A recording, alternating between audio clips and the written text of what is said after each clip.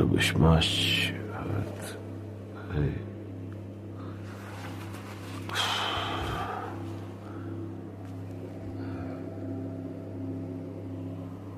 There's a fucking call that you don't have no comprehension, and I went to say this, like, get a girlfriend, and yeah, dude, you know, I'm almost dead, you know, so I don't give a shit, you know.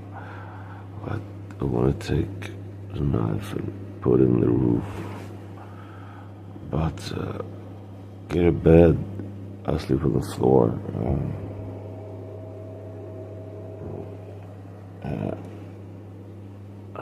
And I'm like fucking paralyzed. But I will take the knife and throw it in the roof. And I get the blood pumping and fix me.